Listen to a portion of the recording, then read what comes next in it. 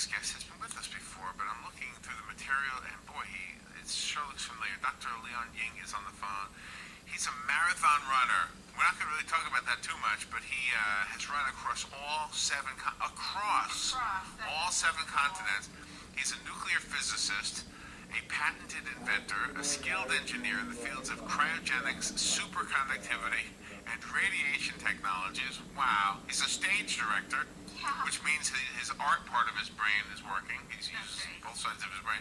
He's a poet, and that's probably what we're going to focus on, because he's written this wonderful book called From Newton, Einstein to God. It is a poetic memoir.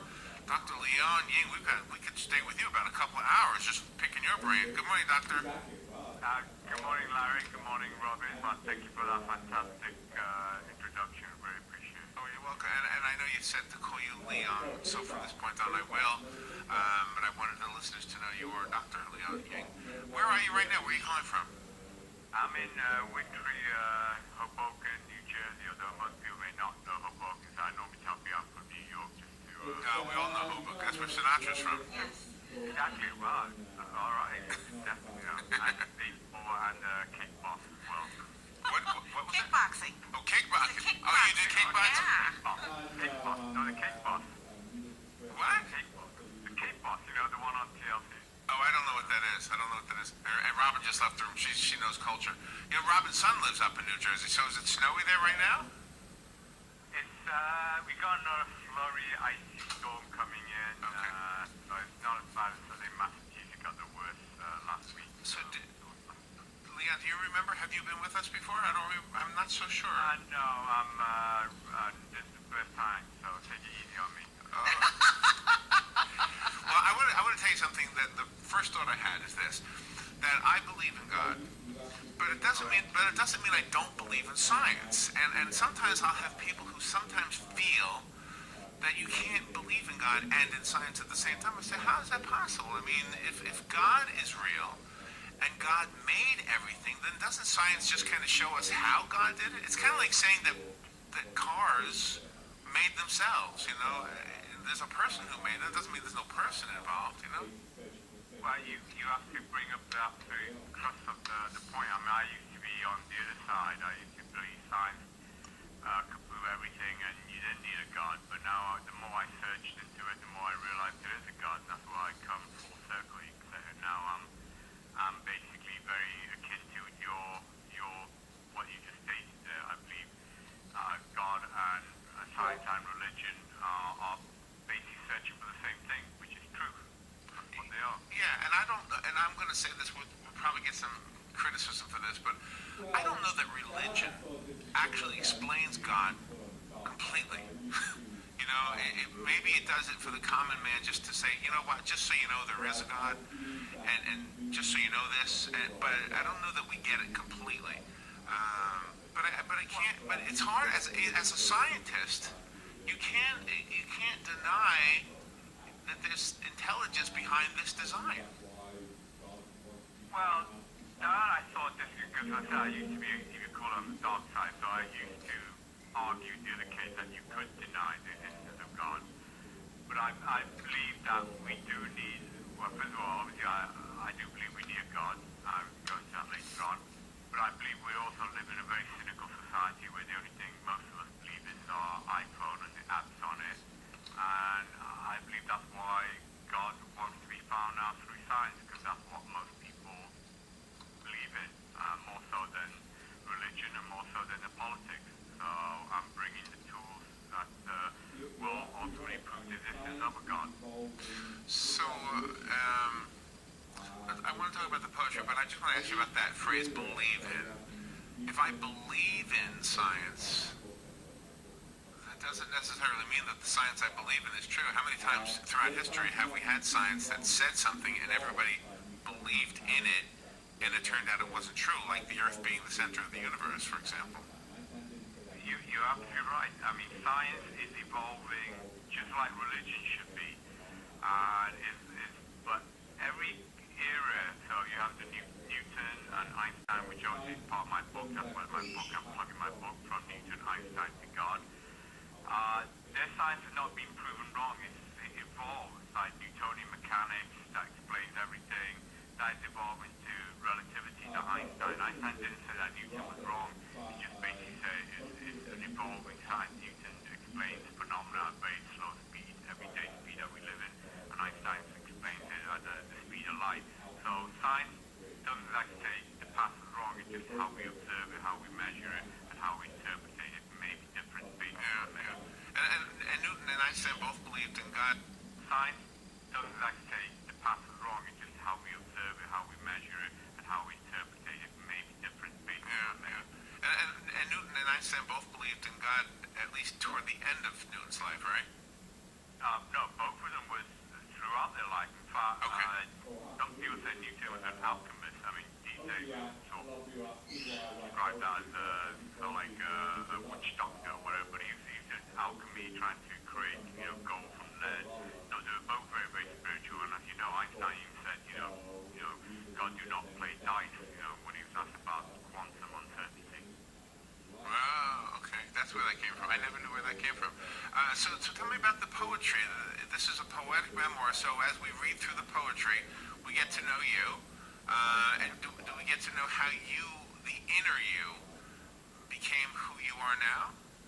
Oh, absolutely. It's, obviously, a lot of people ask me why I write poetry, but obviously poetry is the language of love, so I hopefully put some love into it. I put a lot of love and sweat and tears into this book.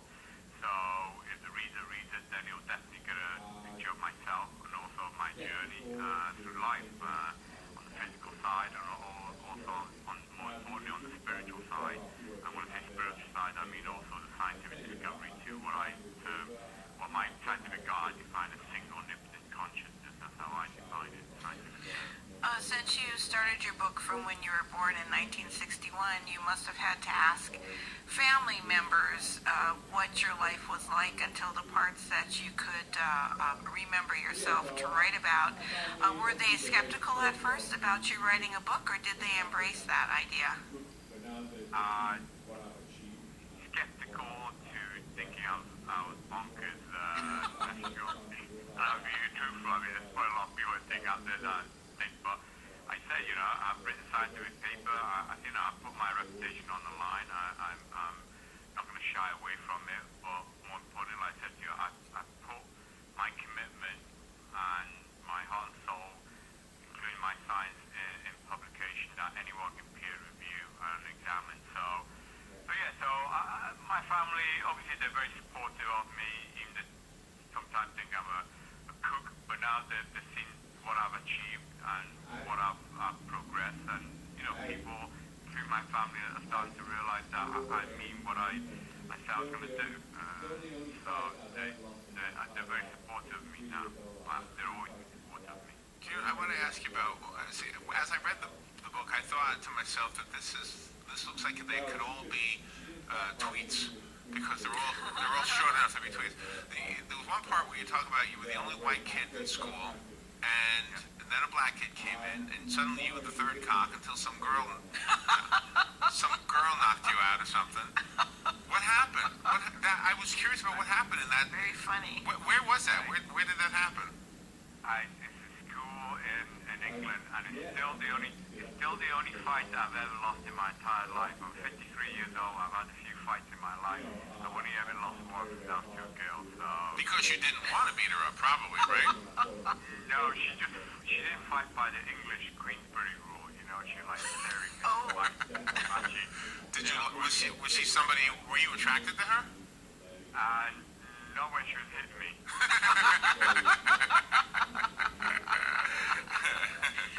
You had to overcome dyslexia, though, and that must have been very challenging for you. Yes, I mean, obviously dyslexia is very challenging for a lot of people. It's something that, I found very, very hard to articulate, especially when I was brought up in Singapore. You had to learn 4 languages, which made it even more punishing for me. Wow. So back then, I think still the case. You had to learn English, Chinese, Malay, and Hindi, and I had trouble. I mean, I'm barely, competent in English, some would say, but no, it was challenging, but that's part of my life. I believe in taking challenges on, no matter how hard it is, and the more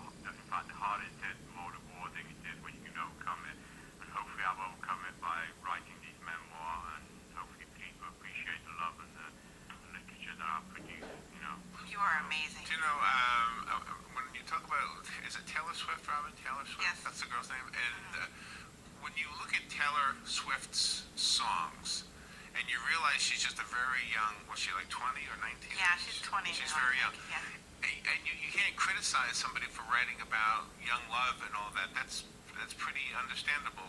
The same thing, the actor who played John Boy in Walton years and years and years ago. Richard Thomas. Thank you. He put out a poetry book, also a poetry book.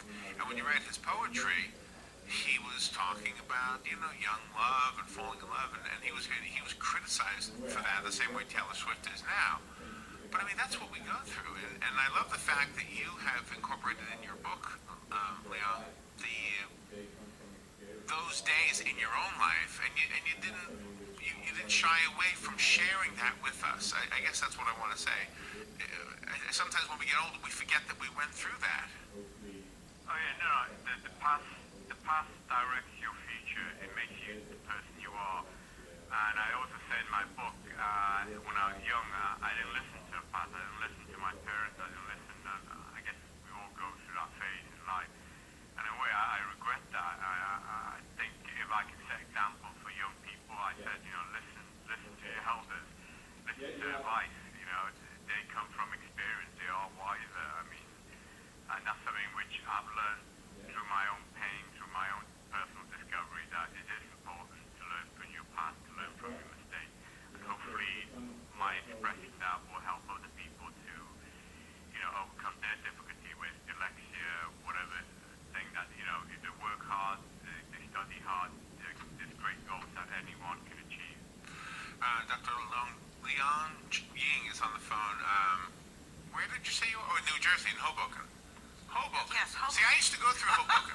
I lived on Long Island, but when I first moved here, sometimes I'd fly to Newark because it was cheaper back in the days of People Express. and then I would cut through Hoboken to get back because I'd like to go into the city. You had to go through a tunnel through our tollbooth. Yeah. And of course, I would sing Sinatra songs. Yes. We have to take a little break and we'll be right back. This is fun and interesting. The book is called From Newton, Einstein to God. It's a poetic memoir. Dr. Leong Ying, when we come back, this is WOCA. Where is he? First contact, when I Paul Queen was trying to assimilate the Earth, and I helped save it with the rest of the Federation crew. So that's back in my time when I was living in Arizona, Tucson, Arizona. But you're in the movie? Can we see you in the movie? Oh yeah, you guess Star Trek first got about an hour into the movie. I tell people I'm the best looking Chinese guy in the movie. Actually, I'm the only Chinese guy in the movie, so... Where was Sulu? What was Sulu? What nationality was he? He's Japanese, I think.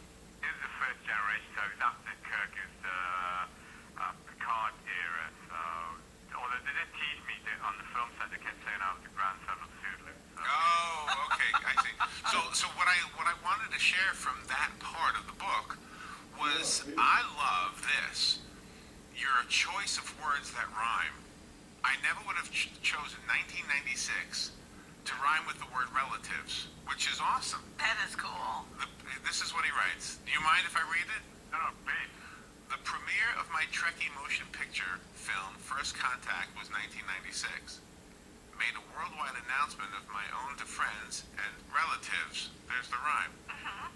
My brother's pals in Hong Kong spotted me in the film when it did matter. Could have been family resemblance or that I was the only Chinese actor. That's so clever. I love the rhyme. And then the last two lines, on the shooting sets, they jokingly teased me as the grandson of Sulu, the Asian pilot for Captain Kirk's first generation Enterprise that he flew. You're a very good writer. You have songwriting talent. Have you ever put music to these? No, that's actually my next bucket list, on my bucket list to do. Oh, really? How many books have you written? Published, the first one was Clydesdale, which is still available on Amazon. That's a science fiction. And they're all related to my scientific passage discovering God. This is obviously my memoir, which is obviously available on Amazon, From Newton, Einstein to God. And I'm working on my final trilogy, which is called The Game of God. But I've written a lot of scientific journals and scientific publications, that kind of stuff. I've written a lot as well.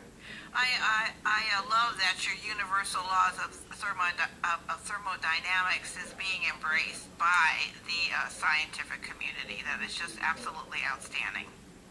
No, no, I thank you for that, and it is getting noticed. It's getting a lot of coverage right now. And like I say, I think I'm on the path of, ultimately proving God. That is literally my purpose in life, I feel. The photo in the book that is the basis of the cover painting. That's your mom and you? Yep, that's my mom, and that's me with big eyes. The painting was done by a good, beautiful artistic friend of mine. I'm going to give her a plug. It's Jenny Yip, and that's an oil painting of a black and white photo taken of Nice. less than a year old than that photo. And then early in the book, there's a photo of a bride and groom. Is that your mom and dad? Yep. Because everyone always asks me on Facebook why I never smile on my photo. And I just noticed actually when I put up that my mom, because everyone else wedding pictures always smile, but my mom and dad don't smile. So I guess it's a parent thing. Well, you know who your dad looks like? He looks like an Asian Eric Clapton. Eric Flower, I'm sure he'll be very happy to hear that. Do you see the resemblance at all, or no? Is it just... Vaguely, now that you mentioned it, vaguely, I don't think he has quite the musical talent, but I'm sure he'll be very, very pleased to hear that. Tell me, can I ask you about the marathons you ran? I mean, that's not a marathon. I mean, you ran across the entire continents? Yeah, all 7 continents, including Antarctica. In fact, I'm going back to Antarctica next month, so I'm going to repeat the 7 continents again. So in March, I'm going with the gang down to Antarctica and doing that marathon with the penguins. So it's 26 miles, or it's across the entire continent? No, it's 26.2 miles. Okay. 26, that's always it. Okay. So when you were in Asia, you didn't run across the entire Asian continent. You just ran 20. Not that it's small, but 26.2 miles. Correct. Yes. So I ran a marathon on all 7 continents. I see. Wow, that's pretty cool. So do you have a favorite, or at least can you tell us? We actually spoke to a lady who ran in Antarctica, and I joked. I said, "Did you trip over a penguin?" And then she came back with a serious answer. She said yes. Yeah, she was like 90 years old. Yeah, she was an older lady, yeah. I think, I don't know which year, because the year I ran in 2011, I saw this young girl tripped over. I'm not sure whether it hit a penguin or not. Oh. But I did see her fall, but I don't think she was a 90-year-old. That's the way it was. The penguins, well, it's not the penguins, it's what they poop down on the ground that's the most dangerous. Oh. Oh, really? Oh, gosh. Penguin poop. Yeah. So do you... It's going to be the next big thing. Somebody's going to manufacture that. Do you know, here's the thing, the book, when I first saw the book, I thought this was going to be a very serious and introspective and deep book, and it is. But there's so much in this book that is just plain fun. Yeah. That I want the listeners to know that, and I think this conversation is helping that, I think. Oh yeah, no, I'm glad you expressed that, because obviously some people take religion as self-serving and too serious, and I want to enlighten people that you can be religious, you can be faithful, and you can still have tons and tons of fun. It's absolutely, the two are... Do you know who Two Tons of Fun is, right? Two Tons of Fun is the two ladies that sing the song It's Raining Men. Yes. Oh, okay. Oh, yeah. They're fun. You also talk about dark matter in there and bring up your twin universe theories. That's pretty fascinating. Yeah, well, I'm going to be arrogant and egotistic that I will win Nobel Prize in Physics, but to do that, my theory has to be experimentally verified. And so when I say I'm going to prove God, I'm going to prove the twin universe existence, but that has to be experimentally proven. And my theory that actually explains and calculates dark matter, dark energy, and all this exotic science that current other science cannot explain, but my twin universe can. So thank you for sort of bringing that point up. And that is absolutely fascinating If I ever to get me. to my twin universe, I'm going to ask myself, what are you doing here? Who is the girl on page 136? Page 136. Got my book in front of me. Yeah, you got to turn to your book. She's a cutie. Whoever she is, she's a really cute woman.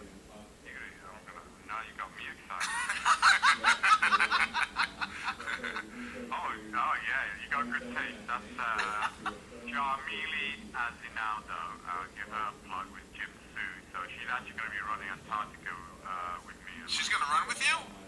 Yeah, she's going to run. And she's also, we're going to go to Arizona in April to do a filming of the Hopi Indians. They've invited me with the Hamner Elders Gathering. So she's an important part of my life, both as a running partner and Oh, she's your lady. She's your girlfriend. a good friend. She's a good friend. Oh, I heard it. I heard it in your voice. I think there's something kindling there. Oh, okay, well. You really are Silent pause there, silent pause. you really are truly insightful in the world, and I think if people would lighten up a little bit, there wouldn't be all of this chaos. Absolutely. I mean, there's so much chaos, so much violence. I mean, obviously we're having a good joke here, but obviously the serious side is there's a lot of dysfunctional in the world, caused by religion, exactly, and we need to lighten up. And part of that enlightenment is, I believe, as I said, is to prove God, because I believe God is needed. God is needed to morally control us human beings, and I think a lot of this dysfunctionality that people are claiming on religion is not by religious people, and I don't want to, well, maybe I'm going to upset people. I don't believe those people that cause those kind of harmful are religious people. I just call them nutcases, basically. So do we. Hey, and most people do. Most people call them nutcases. I think you're right. I'm trying to put myself on the picture so you see. You're a handsome guy, Larry. All right. Oh, wow. Wow, That's why I keep the camera on Robin. That's why I keep it on Robin. And this wave's for you, from me. That's Robin Wave. All right, let me just make sure we get the information about the book. I have a copy of the book here, so if you would like it, call me. You can have the copy that was sent to me. The rest of us have to go buy it. Leon, how do we get the book? Are you going on Amazon? Just go on there and type from Newton, Einstein to God. It's very easy to remember the title. Okay, and Leon spells his first name Leong, like Leon with a G. Ying, Y-I-N-G. Let me give this one away. Good morning, you've got the book. Who's this? Hey, it's Dee. Thank you. You're welcome. It'll be waiting for you. Well, it went quick, Leon. Thank you so much for being on the air with us. That was fun. No, thank you. I really enjoyed it. Thank you, Robin. Thank you, Larry. And I'll say hi to Sam Glazer. Robin mentioned earlier, a good publicist friend who got me this radio spot. So I really appreciate everyone's support. Yes,